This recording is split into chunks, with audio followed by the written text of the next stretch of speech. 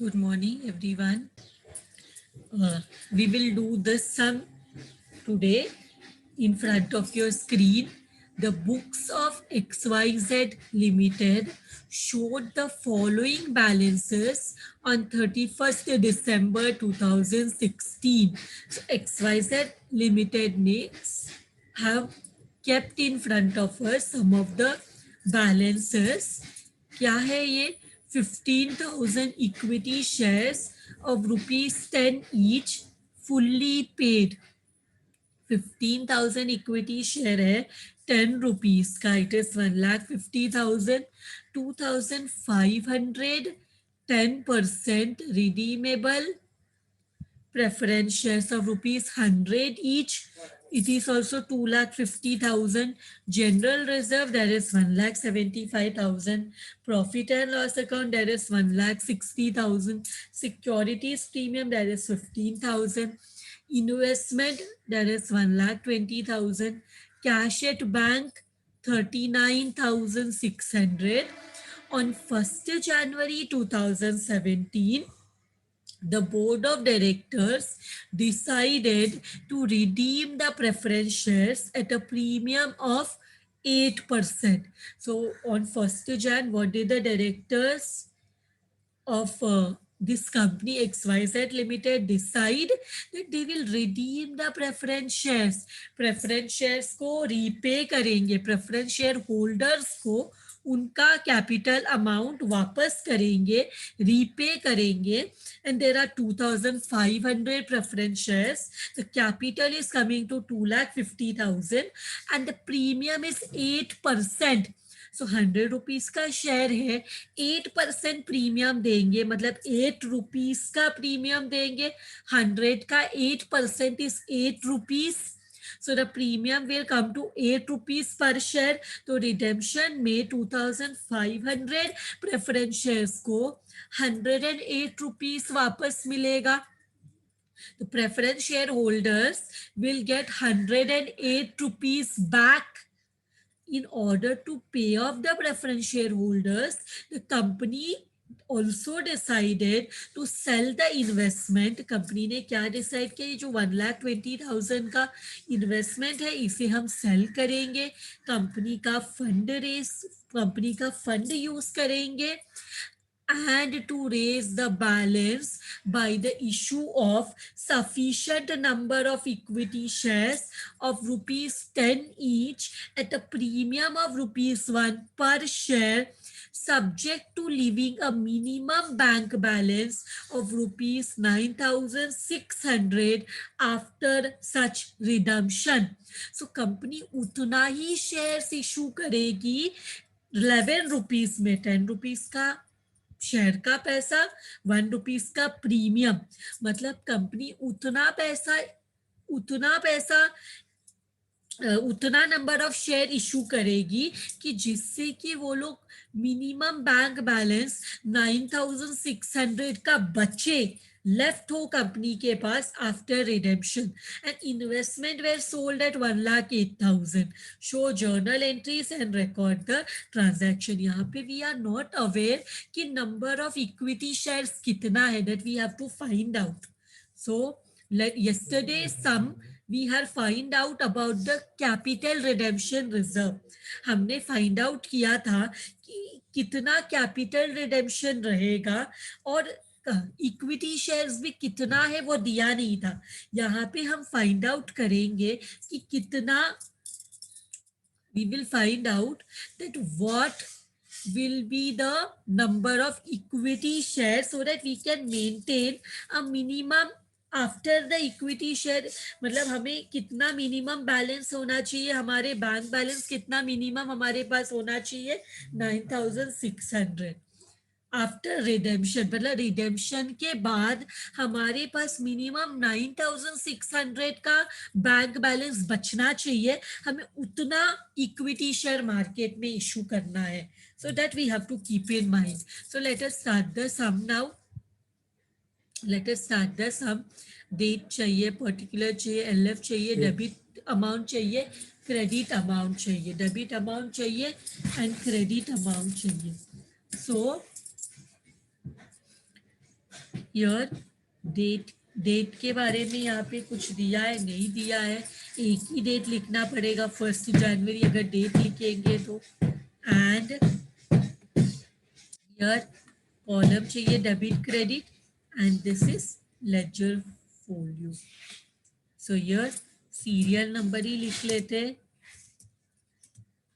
Particulars LF, debit amount, credit amount. So now let us start the sum. Let us start the sum. सबसे पहले हम क्या करेंगे, हमें पैसे चाहिए फॉर रिडेम्पशन एंड क्वेश्चन में बोला इन्वेस्टमेंट सेल किया है, इक्विटी शेयर सेल किया है, तो हम पहले इन्वेस्टमेंट का एंट्री पास करते। इन्वेस्टमेंट कितने में सेल किया, इन्वेस्टमेंट हमने सेल किया 1,08,000 में। सो हम यहाँ पे लिखेंगे कैश बैंक अकाउंट डेबिट कितना 1,08,000। हमने जब इन्वेस्टमेंट सेल किया हमें 1,08,000 मिला एंड इन्वेस्टमेंट असेट है, असेट कम होगा and what is the amount of the investment, what is the amount of the investment. देखो इन्वेस्टमेंट का अमाउंट है 1,20,000। सो इन्वेस्टमेंट जो कैंसल हुआ it was a 1,20,000। Now tell me is it a profit or a loss, is it a profit or a loss. हमने 1,20,000 का investment 1,08,000 में sell किया, so it's a loss. Loss हुआ तो debit all expenses and losses, in the debit side we will show profit and loss account debit. कितने का loss हुआ, it is a loss of 12,000, it is a loss of 12,000, it is a loss of 12,000. So what we will do here, being investment, being investments, so investment sold for purpose of redemption, for the purpose of redemption, purpose of redemption, we will write here for the purpose of redemption। इसके बाद let us go to the next entry, पर वो fresh issue का रहेगा और fresh issue कितना है वो हमें नहीं मालूम, उसके लिए हमें वर्किंग नोट में जाना पड़ेगा टू डिसाइड कि हमें कितना फ्रेश इशू करना है। So will go to the working note, we will go to the working note and we will find out that how much amount we have to fresh issue करना चाहिए। So we will write down, इसका नाम लिखेंगे calculation, calculation of number, calculation of number of shares, calculation of number of shares to be issued, to be issued. तो यहाँ पे what we will do, हमारे पास कैश बैलेंस कितना है पहला वो देख लेते हैं। Cash balance, how much is the cash balance, it is 39,600। हमारे पास कैश बैलेंस है 39,600, 39,600। हमने इन्वेस्टमेंट सेल किया तो हमें और पैसा आया, sale of investment, sale of investment में हमें कितना पैसा आया 1,08,000, वी गॉट 1,08,000, 1,08,000 आया। सो 1,08,000 में हमारे पास अभी कितना पैसा हो गया, ये दोनों को ऐड करो, 1,08,000 प्लस 39,600 हमारे पास आया 1,47,600, 1,47,600। अब इसमें से हम लेस करेंगे हमारे पास मिनिमम कैश कितना होना चाहिए, minimum cash balance, minimum cash balance हमारे पास कितना होना चाहिए, 9600 क्वेश्चन में बोला गया है minimum cash balance of 9600 to be maintained. तो ये माइनस करके हमारे पास कितना बैलेंस बचेगा, कैश अवेलेबल फॉर, इसके बाद जो भी पैसा बचेगा ये हमारे पास कैश अवेलेबल रहेगा फॉर रिडेम्पशन। कितना है माइनस करो, इट कम्स टू 1,38,000। लेकिन हमें कितना अमाउंट चाहिए, अमाउंट या कैश रिक्वायर्ड फॉर रिडेम्पशन कितना है, कैश रिक्वायर्ड फॉर रिडेम्पशन कितना है, cash required for redemption is 2500 share है, हम 108 रुपीस में रिडेम्पशन कर रहे, बराबर हमारे पास 2500 प्रेफरेंस शेयर्स है, हमने यहाँ पे देखा 2500 100 रुपीज का प्रेफरेंस शेयर पर हम 8 रुपीज का प्रीमियम भी दे रहे, 8% ऑफ 100 इज 8 रुपीज, तो हम 108 रुपीज पे करने वाले हैं। तो इसको मल्टीप्लाई करो, हमें कितना पैसा चाहिए for redemption, just multiply 2500 into 108, मतलब हमें 2,70,000 चाहिए रिडेम्पशन के लिए। और हमारे पास कितना पैसा है, हमारे पास कितना पैसा है, हमारे पास है 1,38,000। सो जो डिफरेंस होगा, जो हमारे पास डिफरेंस होगा वो हम उतना पैसा हम क्या करेंगे, इक्विटी शेयर इशू करेंगे। तो हमारा what is the difference, what is the deficiency, deficiency in cash, deficiency in cash available, जितना भी डेफिशिएंसी इन कैश अवेलेबल, जितना भी पैसा हमारे पास हमारे पास कैश अवेलेबल से 1,38,000 है, पर हमें चाहिए 2,70,000 for making the payment to the preference share holders. हमारे पास कैश अवेलेबल है रिडेम्पशन के लिए से 1,38,000 और हमें चाहिए 2,70,000। What is the deficiency in cash available, वो कैसे पता चलेगा, 2,70,000 माइनस हमें चाहिए 2,70,000 पर हमारे पास है सिर्फ 1,38,000। सो डेफिशिएंसी इज 1,32,000। तो इतना हमें क्या करना पड़ेगा, इतना हमें शेयर्स इशू करना पड़ेगा। तो जितना डेफिशिएंसी है उतना, सो 1,32,000 इज इक्वल टू, इतना हम क्या करेंगे, इतना हम कैश फ्रॉम न्यू शेयर्स हमें चाहिए, इतना हमें कैश चाहिए from issuing new shares, from issuing new shares, इतना हमें कैश चाहिए फ्रॉम इशूइंग न्यू शेयर्स। तो इसमें नंबर ऑफ इक्विटी शेयर्स कितना होगा, number of new equity shares कितना होगा, अगर हम 1,32,000 हम उतना पैसा कलेक्ट करेंगे फ्रॉम न्यू शेयर्स, तो नंबर ऑफ न्यू शेयर्स कितना रहेगा, new shares to be issued कितना रहेगा, उसके लिए हम 1,32,000 डिवाइड करेंगे, हम कितने में शेयर, हम 10 रुपीज का शेयर 1 रुपीज के प्रीमियम में इशू करने वाले हैं, तो हम लोग 11 रुपीज में इशू करने वाले, हमें टोटल चाहिए 1,32,000 जो कि इंक्लूसिव ऑफ नॉमिनल वैल्यू और प्रीमियम रहेगा। तो कितना नंबर ऑफ शेयर्स मिला, 12,000 equity shares, 12,000 equity shares.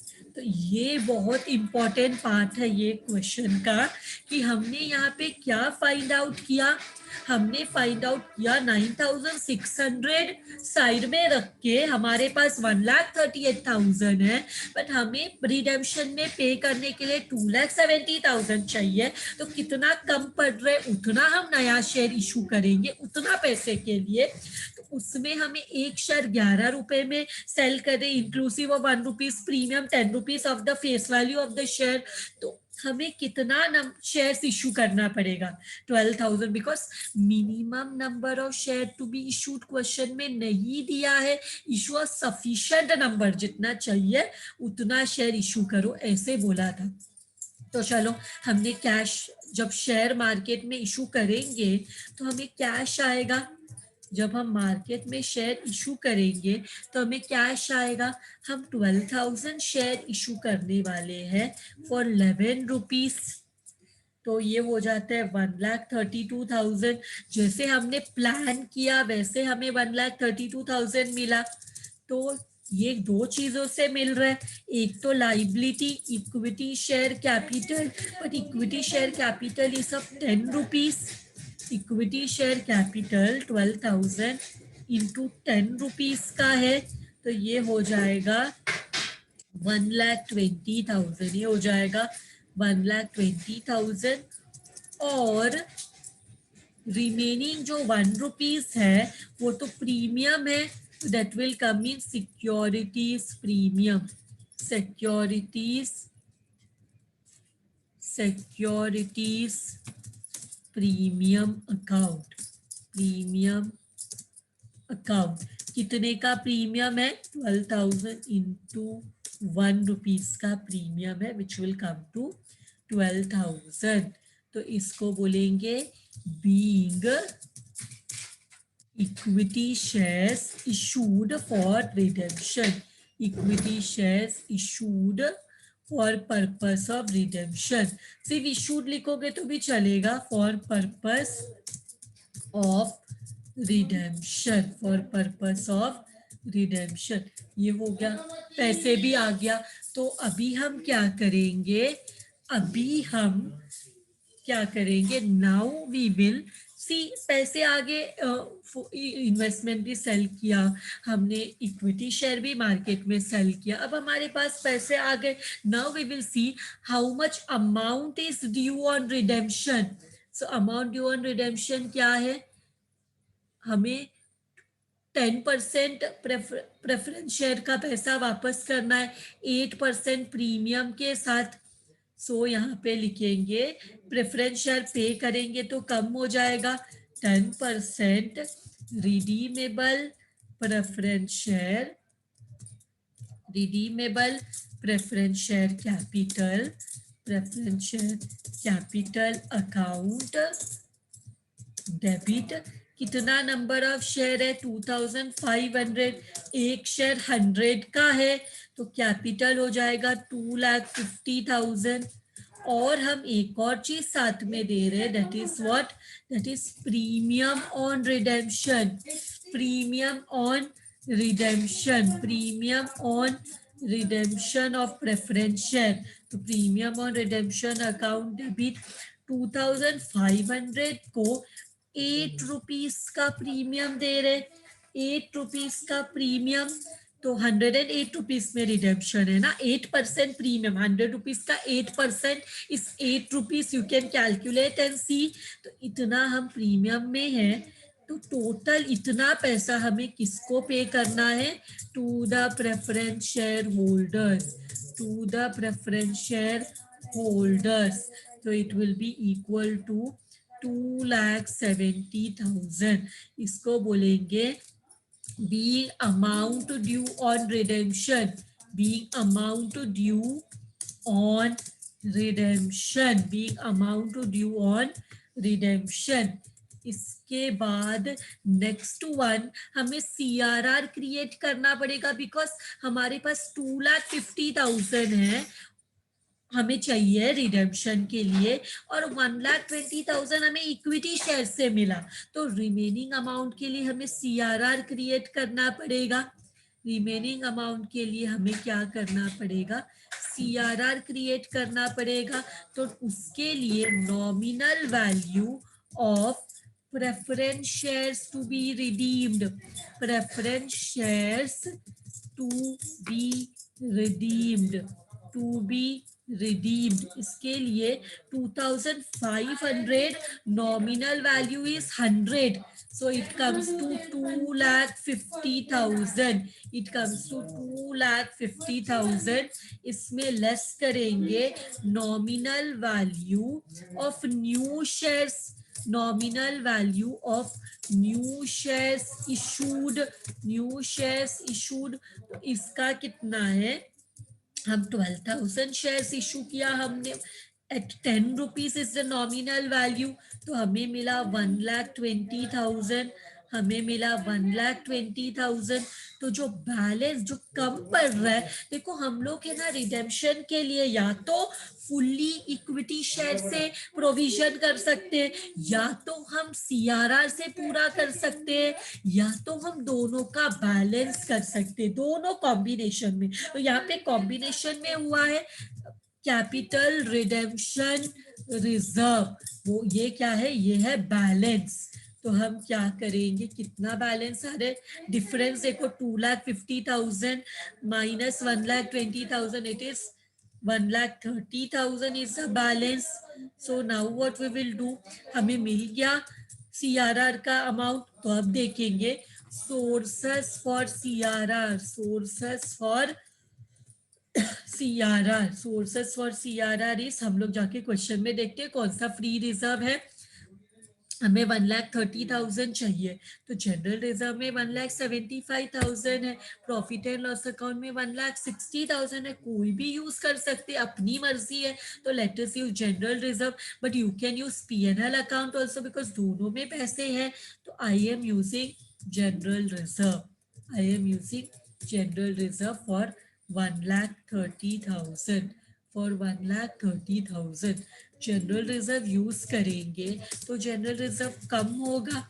General reserve account debit कितना अमाउंट है, हमने 1,30,000 यूज किया, तो क्या क्रिएट हुआ, तो क्रिएट हुआ 2 CRR कितना 1,30,000, 1,30,000. इसको बोलेंगे बीइंग, इसको बोलेंगे being CRR created, being CRR created.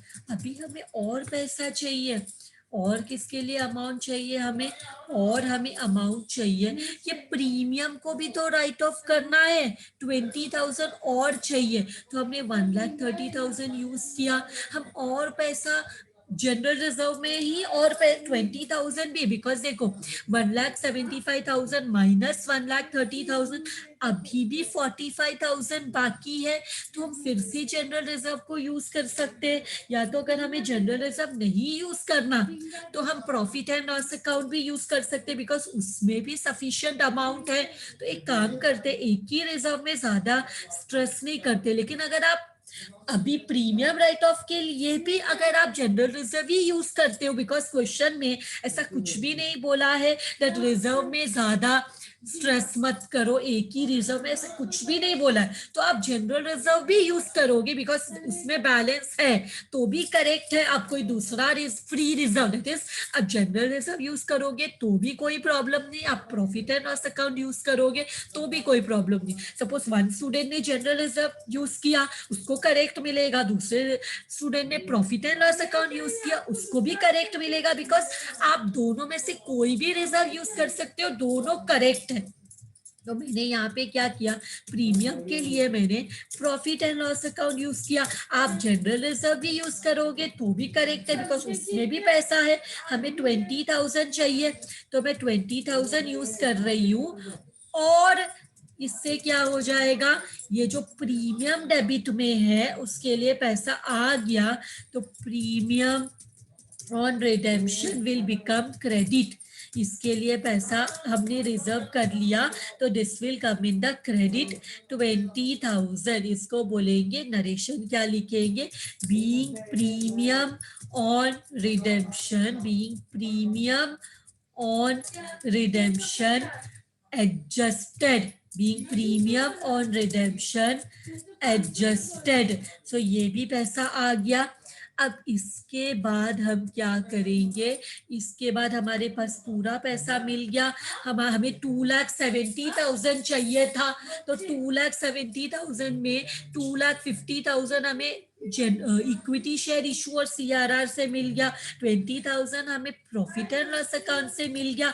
अब एंड हमें इन्वेस्टमेंट सेल करके एंड इक्विटी शेयर सेल करके हमें क्या मिल गया, हमें पैसे भी मिल गया टू पे इन द रिडेम्पशन। तो अभी लेट अस पे the amount on redemption. So preference share holder को अमाउंट पे करेंगे रिडेम्पशन में, तो preference share holder is in the credit, पे करेंगे तो it will be in the debit. So preference share holders account debit, preference share holders account debit, amount कितना है 2,70,000। मतलब क्वेश्चन में ऐसा कुछ भी नहीं बोला है कि कोई शेयर होल्डर को हमने ट्रेस नहीं कर पाए, उसको पे नहीं कर पाए, ऐसा कुछ भी नहीं है। मतलब हमने सबको पैसा पे किया रिडेम्पशन में, all the preference share holders were paid their dues on redemption. So हमने सबको पे किया अमाउंट ऑन रिडेम्पशन, तो इसको बोलेंगे being amount paid on redemption, being amount paid on redemption. So with this we have paid all the preference shareholders जिनका amount due था redemption में, सबको पे कर दिया। with this sum is done. Thank you very much everyone.